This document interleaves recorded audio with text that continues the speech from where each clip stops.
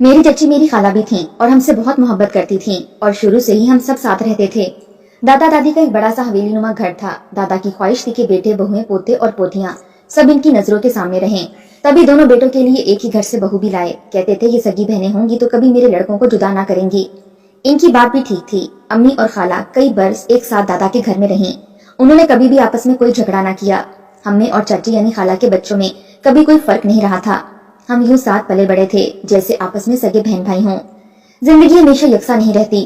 وقت کی آندھی میں ہمارے بزرگ دادا دادی بھی یک کے بعد دیگرے زرد پتوں کی مانے جدا ہو گئے اور ہم ان کی یادوں کو دامن میں سمیٹ کر اللہ کی مرضی کے سامنے سر تسلیم خم کرنے پر مجبور ہو گئے۔ وہ ہم سے پیار کرنے والی دو ہستیاں تھیں جن کا کوئی نعمت بدل نہ تھا۔ ان کی زندگی میں ہمیں اس بات کا احساس تھا، لیکن ان کے جانے کے بعد اس چیز کا احساس اور بھی بڑھ گیا تھا۔ امی اور چچی کافی دنوں تک اداس اور افسردہ رہیں۔ امی خاص طور پر دادی کو یاد کر کے بہت روتی تھیں، کیونکہ یہ لوگ ہمارے سر پر سایہ دار درختوں کی مانند چھاؤں کیے رہتے تھے۔ کچھ وقت گزرا، ان کی وفات کے بعد سکون رہا، لیکن رفتہ رفتہ حالات تبدیل ہونا شروع ہو گئے۔ وجہ یہ تھی کہ چچا جان کو ان کے کچھ دوستوں نے بھڑکانا شروع کر دیا کہ تمہارا بھائی تمہاری محنت اور نصیب سے عیش کر رہا ہے، کاروبار میں مشقت تم کرتے ہو اور وہ بڑا بھائی بن کر صرف حکم چلاتا ہے، بزنس کرنا اس کے بس کی بات نہیں، اس سے کاروبار الگ کر لو گے تو دن دگنی اور رات چگنی ترقی کر لو گے۔ اصل میں حقیقت یہ تھی کہ ابو کچھ بیمار رہتے تھے، وہ کاروبار کو زیادہ وقت نہیں دے سکتے تھے، آفس میں کم بیٹھتے، لیکن جو بھی پالیسی کاروبار کے بارے میں مرتب کرتے چچا من و تن سے ویسے ہی کرتے تھے۔ ان کے دل میں اپنے بھائی کا بہت احترام تھا، کبھی نہ کہتے کہ آپ نے یہ صحیح کیا ہے یا غلط۔ اس کی وجہ ایک اور بھی تھی کہ میرے ابو اپنے چھوٹے بھائی سے بے حد محبت کرتے تھے۔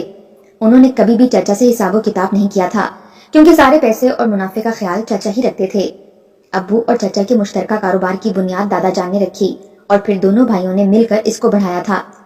دادا جان رشتہ داروں کی بھی مدد کرتے رہتے تھے، لہٰذا کچھ رشتہ دار بھی ملازم رکھ لیے تھے، لیکن یہ مانی ہوئی بات ہے کہ کچھ رشتہ دار اچھی نیت کے حامل ہوتے ہیں تو کچھ ایسے ہوتے ہیں جو رشک کے ساتھ ساتھ حسد جیسی بیماری کا شکار بھی ہوتے ہیں۔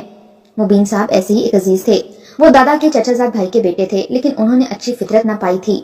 وہی سب سے زیادہ ابو اور چچا کو پیٹھ پیچھے بھڑکا کر ایک دوسرے سے جدا کرنے کا سبب بنے۔ بات یہ تھی کہ چچا کے 6 بچے تھے اور ابو کی 4 اولادیں، لہٰذا افراد خانہ کے حساب سے بزنس میں سے خرچے کی مد میں روپیہ لیتے تھے۔ جہاں چچا کو بدخواہوں نے بہکایا، ابو کے بھی خوب کان بھرے کہ تمہارا بھائی تم سے ناانصافی کرتا ہے، خود اچھی گاڑی رکھی ہوئی اور تم پرانی گاڑی میں گھومتے پھرتے ہو، وہ خرچہ بھی زیادہ لیتا ہے اور اپنے بیوی بچوں پر خرچ بھی زیادہ کرتا ہے۔ پانی کی بوند مسلسل پتھر پر گرتی رہے تو اس میں بھی گڑا ڈال دیتی ہے، انسان تو پھر بندہ بشر ہے۔ بس مبین میاں کی کارستانیاں رنگ لائیں، میرے والد صاحب اور چچا جان میں جدائی ڈال کر ہی دم لیا۔ رزق اللہ تعالیٰ دیتا ہے، اس میں برکت بھی وہی ڈالتا ہے، لیکن آفاق بہت ہی بری چیز ہے۔ دونوں بھائیوں نے پہلے کاروبار علیحدہ کیا، پھر گھر کے بٹوارے کی باتیں ہونے لگیں۔ امی اور چچی سگی بہنیں ہونے کے باوجود علیحدہ رہنے پر مجبور ہو گئیں۔ گھر ابھی ایک ہی تھا، درمیان میں دیوار اٹھا دی گئی تھی، مگر یہ اینٹ گارے کی نہیں، سونے اور چاندی کی دیوار تھی۔ خدا جس کو چاہے چھپڑ پھاڑ کر دے۔ چچا جان کنجوس نہ تھے، کھلا خرچ کرتے تھے اور محنت بھی زیادہ کرتے تھے، کیونکہ میرے ابو اکثر بیمار رہتے تھے۔ سب سے بڑی بات یہ کہ وہ سوسائٹی کو سمجھتے تھے، لہٰذا لوگوں سے لین دین سب وہی کیا کرتے تھے۔ یوں انہوں نے کاروباری لوگوں کا اپنا ایک حلقہ بنا لیا تھا۔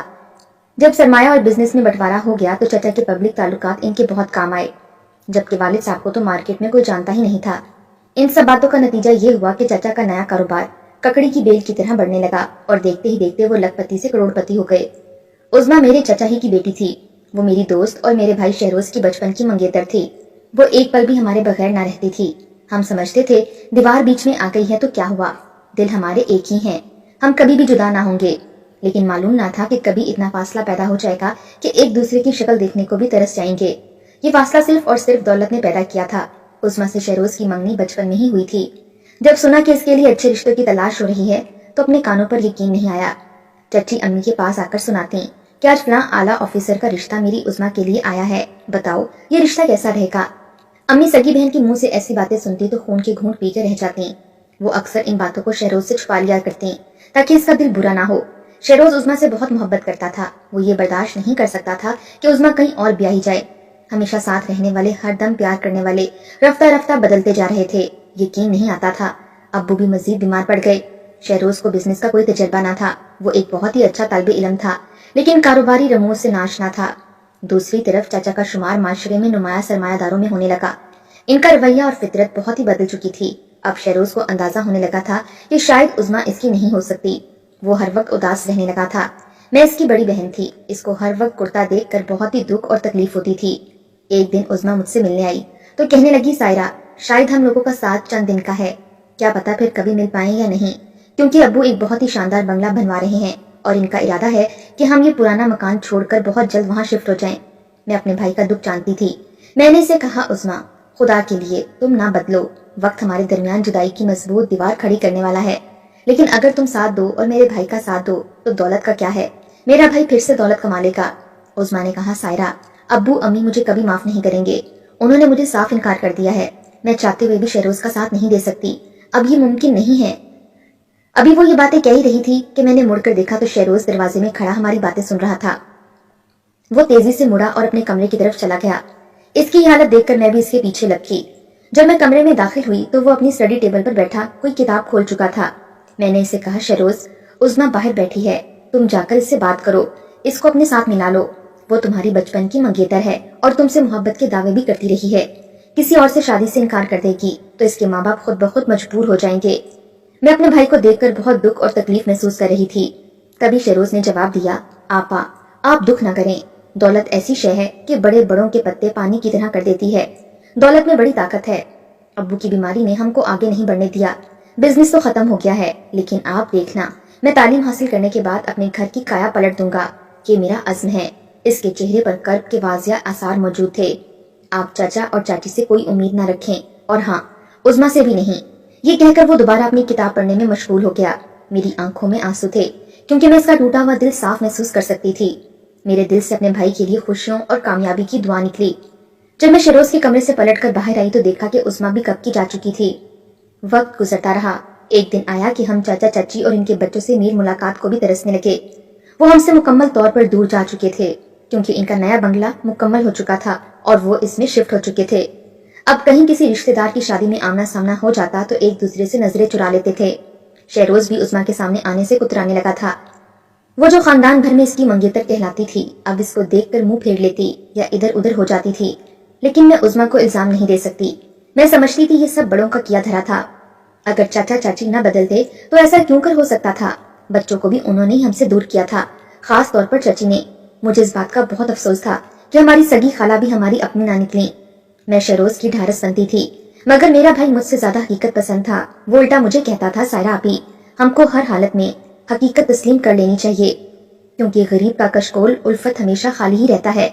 امی صبر والی تھی، صبر کر لیا۔ ہم ابو کی بیماری سے مسلسل لڑ رہے تھے کہ اچانک ایک روز دھماکے دار خبر سنی، چچا کا ایکسیڈنٹ ہو گیا ہے اور وہ اس میں انتقال کر گئے ہیں۔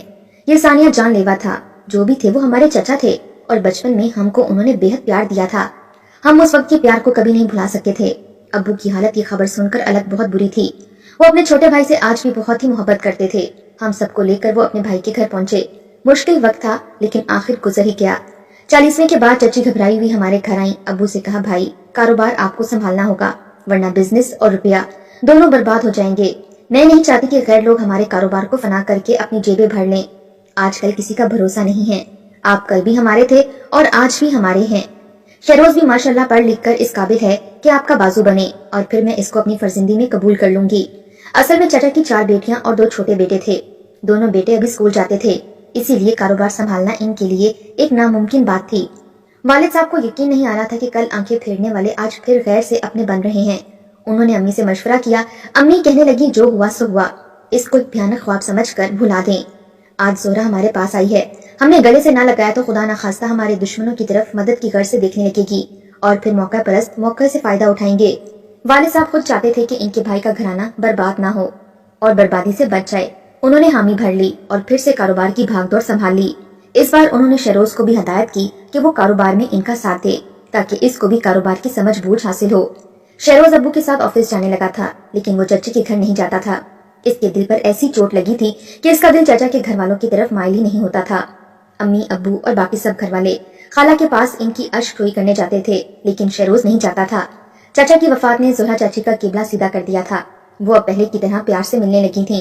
ایک روز انہی کی زبانی پتا چلا کہ چچا عظمیٰ کی بات چیت ایک امیر خاندان کے اکلوتے بیٹے سے کر گئے ہیں۔ لڑکا بیرون ملک تعلیم حاصل کرنے گیا ہوا تھا۔ اب چاچی سوچ میں تھی کہ اس نسبت کو برقرار رکھیں یا ختم کر دیں۔ کاروبار چونکہ ابو چلا رہے تھے اور شہروز مستقبل میں اس کاروبار کو سنبھالنے والا تھا، لہذا چچی کا یہ سوچنا قدرتی عمل تھا کہ عظمیٰ کی نسبت شہروز سے ہو جائے تاکہ گھرانہ پھر سے پہلے کی طرح ایک ہو جائے۔ غیر لوگوں کو اپنانے سے اب وہ خوف محسوس کرتی تھیں۔ گھر والوں نے عظمیٰ سے بات کی تو اس نے بھی یہی کہا کہ شہروز میرا منگیتر تھا، اب وہ میرا جیون ساتھی بنے گا تو تبھی مجھے حقیقی خوشیاں ملیں گی۔ جب میں نے شہروز کو بتایا تو اس نے صاف انکار کر دیا کہ عظمیٰ سے شادی نہیں کروں گا۔ اس نے اچھے وقتوں میں میرا ساتھ چھوڑ دیا تھا، اب جب ان پر برا وقت آیا ہے اور ہم نے گرتی بنیادوں کو تھاما ہے تو پھر سے رشتہ جوڑنے کی باتیں کرنے لگے ہیں۔ ابو امی نے لاکھ سمجھایا لیکن شہروز نہیں مانا، کہتا تھا جہاں چاچا نسبت طے کرتے ہیں عظمیٰ کو شادی وہیں کرنی ہوگی۔ چاچی کی دوسری بیٹیوں کے ابھی رشتے نہیں ہوئے تھے۔